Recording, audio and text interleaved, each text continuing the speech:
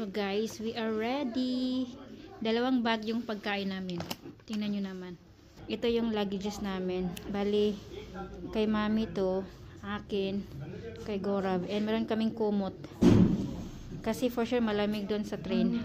Ayan, so nandito na kami sa loob ng train. And then umiinom na nga ako ng kape kasi sobrang lamig talaga dito sa loob ng train. And hindi ko nakalimutan yung kape. Though, konti lang yung coffee yung nilagay ko guys, and more on milk kasi di ba bawal sa buntis yung coffee.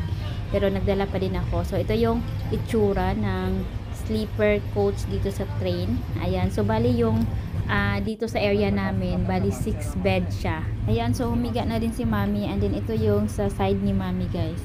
So bali sa gitna si Gorav, ako naman dun sa kabilang side, sa baba. And then, yun, nag-dinner na kami. Meron kaming dalang roti and the meaty aloo sabji. And then, nagpadala din si Didi Pretty ng bonderata. Kasi alam niyong favorite ko yun. So, kain-kain tayo kasi mahaba-haba yung biyahe namin. Guys, Diyos ko, aabot ng 24 hours kasi nga train.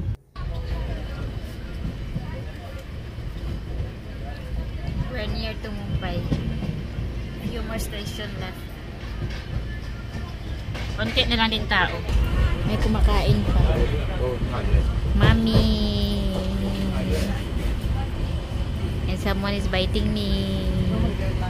And then, nag-stop yung train namin dito sa Ahmedabad Station. And then, bumaba kami saglit para maghanap ng pagkain. Pero grabe guys, hindi kami nakabili kasi sobrang haba ng pila. But then, thankfully, may nagbebenta dito sa loob ng train ng strawberry. So, bumili kami ng strawberry. And sobrang sarap ng strawberry guys. Pulang-pula, kaya nakadalawang order ako.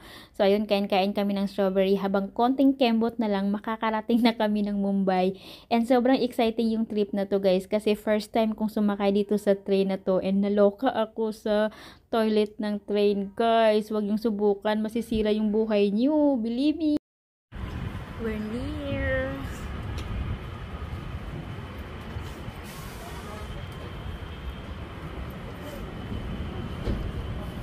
Ayan, so finally after a long journey, dumating na kami dito sa bahay nila Mami G. And kasalukuyan kaming kumakain ng famous food na Vada Pav, if I mention it right.